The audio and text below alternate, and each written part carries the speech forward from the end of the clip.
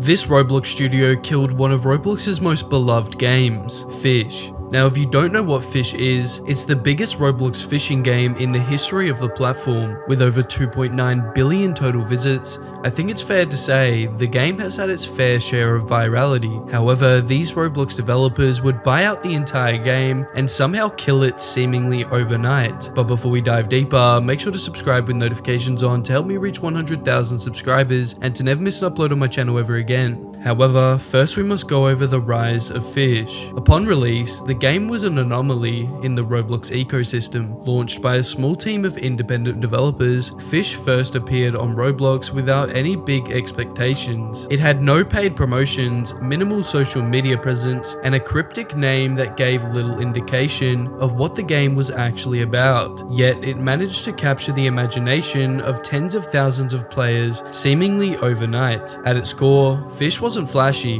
Built on a minimalist visual style, the game was similar to other traditional gameplay loops in favor of retention. Instead of other games where they have an explicit goal, Fisch encouraged players to explore, collaborate, and play whenever they felt like it. Word of mouth fueled the game's early growth. Twitch streamers and TikTok creators stumbled across it and found that their audiences were captivated by its strange charm. Memes began to circulate, YouTubers would start making content on the game, and it was on a very strong uprise. Despite initial success, the original developers remained largely anonymous. Updates came sporadically and without explanation, reinforcing the game's mysterious aura. There was no official roadmap or monetization strategy. Fisch felt refreshing, and what made the game especially compelling was how it resisted categorization. It wasn't quite a simulator, nor a role-playing game, nor a puzzle experience. It was simply just a fun fishing game. The game would peak at over 270,000 concurrent players, gathering a total of 2.9 billion visits, which is around 34% of the entire Roblox player base. However, this would all take a very dark and tragic turn on November 2nd of 2024, when the development studio known as Do Big Studios would announce that they had acquired and purchased Fisch. Not many people knew about this dev team, other than the fact that they had a past of acquiring games and flooding them with aggressive pay-to-win features. Blade Ball and A Dusty Trip are very good examples of this, and although some of their games aren't as aggressive with pay-to-win, they still manage to kill almost every game they touch, while pocketing millions of dollars for themselves. And like I said, about 8 months ago, Do Big Studios would acquire Fisch. However, the community knew this was a bad decision, with fans over on Reddit stating this game's gonna be shit. Used to be an admin for Do Big, it'll get updated to hell with marketing shit, probably a free UGC every month or something, but for the most part, it's gonna become a cash grab. Or another user who would state this: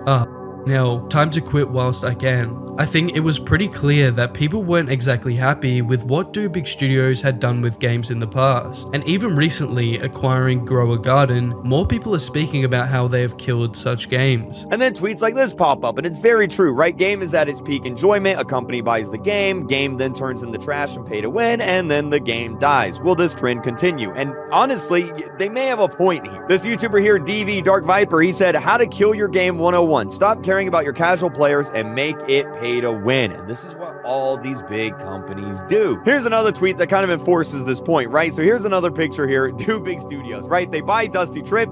It kind of gets pay to win. They add in a bunch of microtransaction. Game dies, right? Blade Ball, same thing. Oh my God, the amount of microtransaction and pay to win features in Blade Ball. Boom, look at that. Game dead. Fisch. Guess what Fisch started doing? They added in a bunch of microtransactions. And now, well, let's actually take a look and see how Fisch is doing. So here's the page for Fisch. Let's scroll on down here. Let's go to the player charts. Let's go by daily players, concurrent players. And as you can see, it is going down, down, down, down, down, down. The first warning sign that Fisch was going downhill came with version 2.0, pushed live just 2 weeks after the acquisition. The update introduced the Shimmer Pass, a seasonal battle pass that offered exclusive cosmetics like the Golden Corral Tail or Echo Form skin for paying users. While cosmetics alone weren't unusual for Roblox games, Fisch had built its identity around organic, collaborative discovery and not a marketplace. Worse still, some of the new features were gated. Players without the premium pass couldn't get access to things like the Abyssal Fork region until the end of the season. By April 2024, monetization had fully invaded core systems. The once beloved game felt like it was turned completely upside down into what felt more like a cash grab. Another key blow was the overhaul of the Null Shrines, previously one of the game's most mysterious and community-driven elements. Originally, shrines would appear spontaneously under vague conditions, often at odd hours, sometimes after mass-coordinated swims. The fan theory culture around shrines was huge, but Dubig Studios' redesign made them static and monetized, because now players could summon shrines using purchasable lumen orbs, turning a mystical moment into a transaction. And by mid-2024, Fisch's active user count had dropped by nearly 60%, and this would be reinforced in September when Dubig Studios launched the Echoes of the Deep update, an attempt to restore some of the original design principles, including randomized whisper behavior and unannounced updates, but the damage had already been done. Ultimately, Fisch's downfall wasn't about bugs or balance, it was about misunderstanding the fragile, player-driven culture that had sustained it. What started as a surreal, mysterious social world became just another product chasing KPIs. The ocean that once felt endless had been mapped, monetized, and emptied. Dubig Studios are draining the life out of some of Roblox's most iconic games, and it's only a matter of time before we start seeing other studios or companies come to Roblox and ruin every game on the platform, making the game almost unplayable without paying money. Even Creekcraft would comment on Dubig Studios recently, talking about the decline of Fisch. So whether the individual people that work at these companies care about the games that they are creating and developing and coding and all this, that doesn't matter, because at the end of the day, the company has one goal and one directive, and that is to make money, right? That's just simply how it is. It's like Roblox, for example. Roblox, I love Roblox, right? I love the people that work at Roblox. But if it came down to it, right? If it came down to it, to the point where Roblox was like, hey, we gotta get Creekcraft off the platform. We gotta ban him off the platform, right? Or else the investors are gonna stop investing. Bro, they would cut me out of there so fast, right?